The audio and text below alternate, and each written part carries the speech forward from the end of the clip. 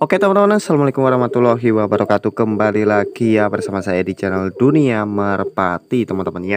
Nah, untuk pada kesempatan video kali ini saya akan coba ya untuk memberikan tips nih bagi teman-teman, terutama yang penghobi merpati tinggian ya. Nah, di sini saya akan coba bagi tips buat teman-teman cara memilih merpati tinggian yang benar-benar terbangnya itu tinggi nitik ya.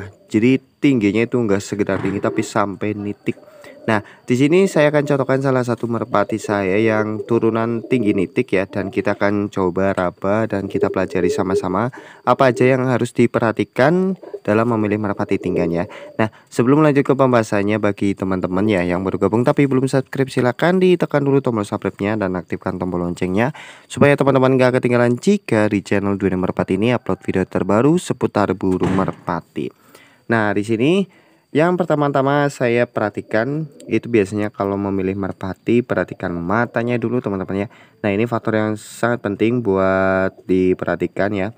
Nah, jadi kalau saya itu perhatikan mata dulu teman-teman ya. Nah, kalau mata merpati intinya kalau saya pribadi itu jernih ya.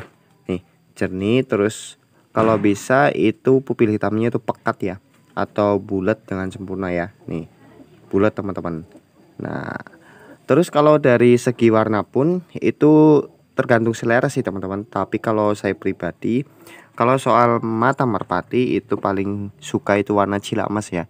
Karena cilamas biasanya sih merpatinya enak dilatih, gampang jauh ya, cerdas lah kalau bisa dibilang, itu rata-rata cerdas kalau merpati dengan warna cilamas ini ya.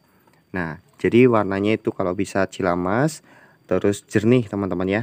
Nah, itu sih tergantung selera kalau dari warna matanya ya. Nah, selanjutnya dari segi mata kita lanjut dari segi paruh ya. Nah, untuk paruh sendiri biasanya kalau merpati tinggian itu enggak terlalu besar ya. Nah, sedang teman-teman ya. Nah, contohnya seperti ini. Ini sedang teman-teman. Sedang tapi bentuknya itu ngerucut, runcing ya. Bagian depannya itu runcing teman-teman. Nih. Ya, jadi agak tipis. Nah, ini dari paruhnya ya. Dan untuk dari bentuk kepala, kalau dari bentuk kepala sih yang penting jangan kotak teman-teman ya. Jangan yang berbentuk kotak. Kalau yang berbentuk kotak biasanya itu actingnya kurang bagus ya, atau susah dilatih, dan kadang sering banget dijemput ya, karena nggak hafal jalan pulangnya sering dijemput. Tapi kalau bentuknya itu bulat, lonjong, nah contohnya kurang lebih seperti ini ya teman-teman. Nih, bentuk kepala seperti ini, itu insya Allah ekornya itu ada ya teman-teman. Insya Allah itu enak dilatih ya. Nih, jadi bentuknya itu lonjong terus agak bulat nih. Nah, seperti ini teman-teman ya.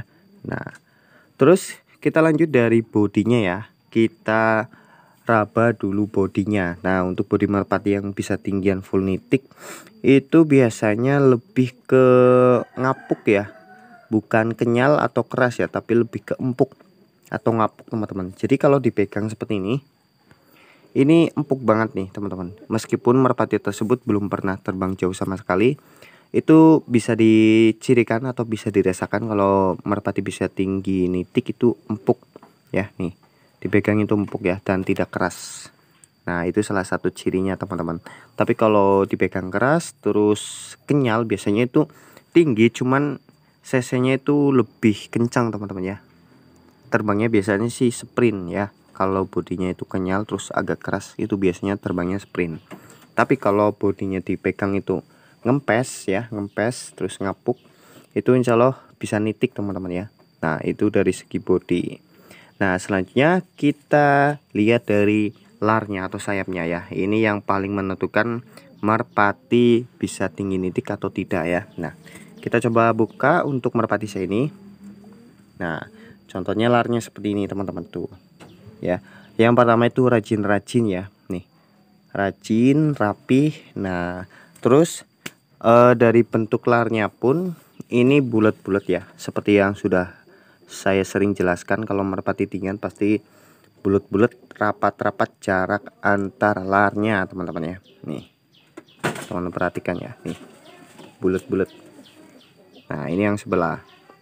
Nah, jadi poin yang pertama teman-teman perhatikan larnya rajin atau tidak ya. Kalau rajin insya Allah terbangnya itu stabil. Terus yang kedua itu bulat-bulat ya, larnya bentuk larnya itu bulat-bulat dan ujungnya juga bulat-bulat teman-teman. Kalau yang bisa nitik biasanya itu bulat-bulat ujungnya ya, nih ujung larnya. Nah ini berhubung merpatinya itu belum rampas atau masih piyik, nah ini sisa dua teman-teman ya, nih sisa dua. Jadi kita lihat lar yang terakhirnya ya, nih ini bulat teman-teman ya. Nah oke, itu dari segi larnya. Terus ada juga yang bercerita kepada saya kalau ingin memilih merpati yang tinggi nitik, di bagian bahunya bagian tengah sini itu tipis teman-teman ya, tulangannya itu tipis. Nah biasanya yang tulangan yang tipis itu terbangnya pelan. Nah kalau merpati yang terbangnya pelan biasanya sih bisa tinggi nitik rata-rata. Nah jarang yang merpati terbangnya agak kencang atau sprint itu terbangnya itu sampai nitik, itu jarang teman-teman. Kalau yang sprint biasanya mentok-mentok tinggian 3/4 ya. Tapi kalau yang terbangnya pelan seperti burung kuntul ya, seperti itu biasanya bisa sampai nitik banget teman-teman, nggak kelihatan.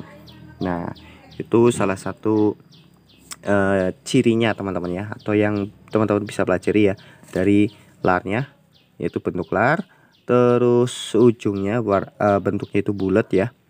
Nah terus dari bahunya, bahu bagian tengah nih di sini ya. Nah selanjutnya apa, selanjutnya dari supit udangnya nih teman-teman. Nah supit udang sebenarnya sih kalau saya pribadi paling suka itu celahnya kurang lebih 1 cm ya, itu idealnya. Jangan terlalu rapat dan jangan terlalu lebar. Kalau terlalu rapat itu biasanya akan ngebuang teman-teman ketika turun ya, ketika merpati turun itu ngebuang. Nah itu kalau supit udang terlalu rapat teman-teman ya, nempel seperti ini. Tapi kalau yang terlalu lebar biasanya itu shootnya atau turunnya itu agak pelan ya, jadi tidak terlalu kenceng. Kalau terlalu lebar apalagi sampai lebarnya 2 sentian itu pelan teman-teman, rata-rata itu pelan meskipun teksturnya itu keras. Tapi saya alami turunnya burung kayak gitu itu pelan, supit udangnya terlalu lebar ya.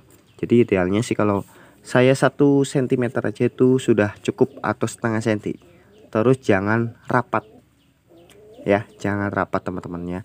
Nah jadi itu adalah beberapa poin yang saya jelaskan di sini, dan semoga apa yang saya jelaskan itu bisa bermanfaat dan bisa menambah ilmu seputar rebahan burung merpati, terutama rebahan dalam memilih merpati tinggian buat rumahan ya.